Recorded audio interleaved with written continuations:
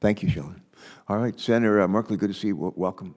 Delighted you joined us. Thank you very much. And I wanted to continue the impact on insurance because I picture middle-class families who have a mortgage, and their mortgage generally says, you must maintain homeowner insurance. And so the family gets a notice saying, sorry, we're canceling your homeowner insurance.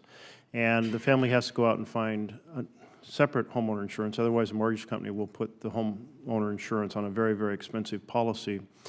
But it becomes increasingly hard to find that. So our middle-class families really in the middle of a mortgage, they're not buying a new house, if you will, finding that they're in trouble in terms of securing the insurance they need to maintain their mortgage in good standing? I think that the circumstance, thank you, Senator, is one of again, affordability. I mean, there's a lot of conversation of people simply needing to move out of the area because they can't afford the insurance options that allow them to afford their mortgage payment, that allow them to stay in their home.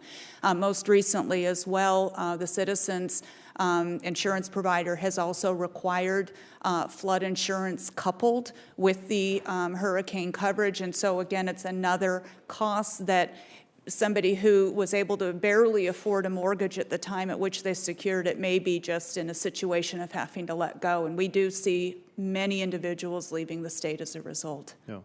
Well, we do see in Oregon a lot of families affected by flood insurance issues.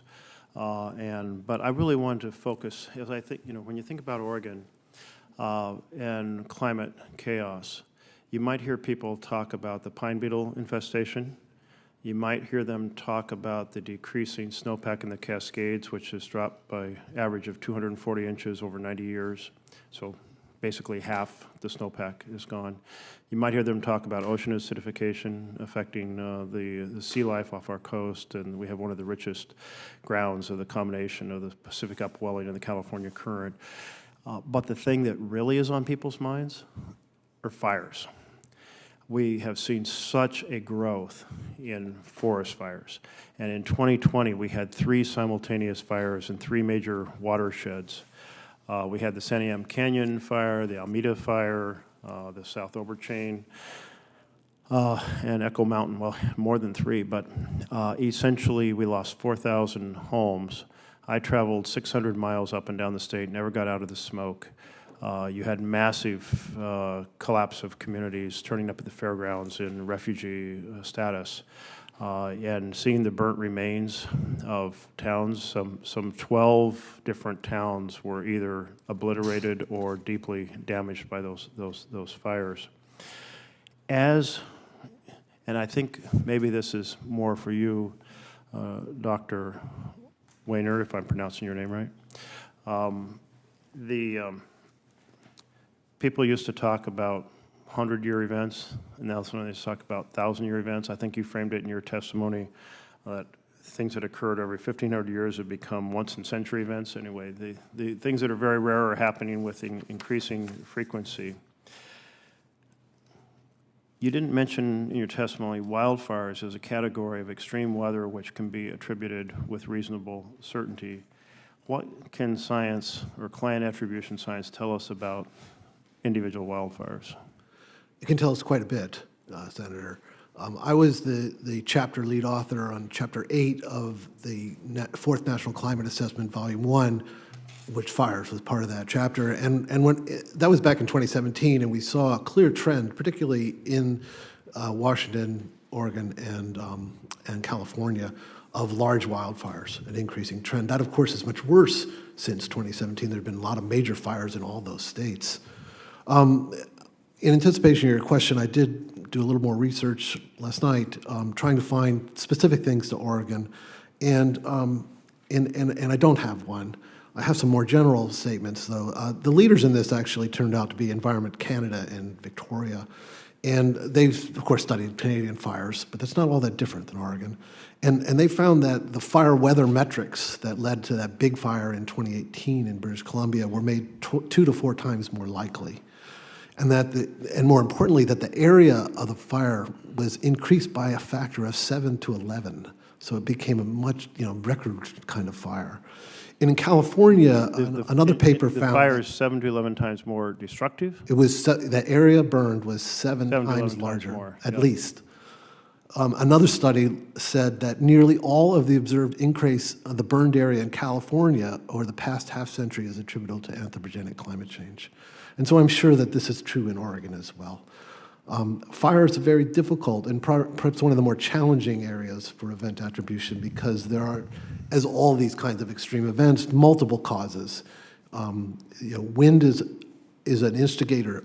And one of the things that my research and some others have found is that there's little trend in extreme wind. And so this increase in fire weather conditions is almost entirely due to higher temperatures drying out the fuel, the forests, so that the fire seasons are longer. And this is also reflected in the budgets of fighters, of wildfire fighters, and that we have to pay more because they're out there longer.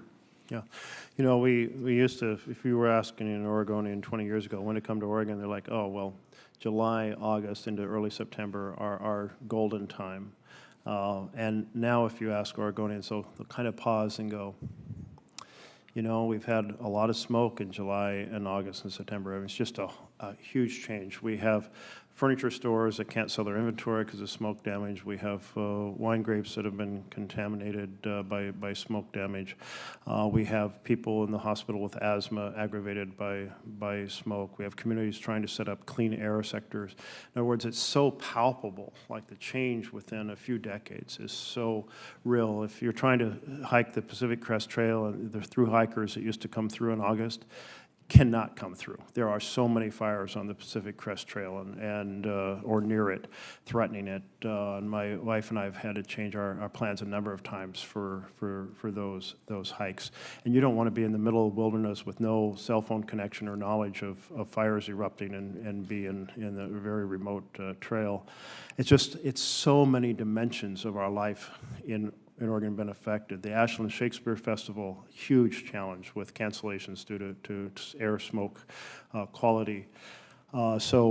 It's very important for us to be able to capture this. We've seen the fire season grow longer. That one set of fires in Labor Day 2020 burned over 1 million acres and 4,000 homes and a dozen communities affected.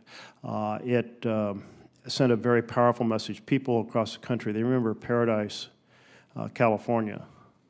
Well, the devastation was greater in Oregon, but it was like, oh, well, now it's like not new, like devastating fires that burn a community to the ground, and you see, cast iron bathtubs and steel staircases still standing just in beds of ashes, and molybdenum wheels where they melted and ran across the ground, creating strange sculptures. I mean, it's an architecture that we've just never witnessed before, or a scene we've never witnessed.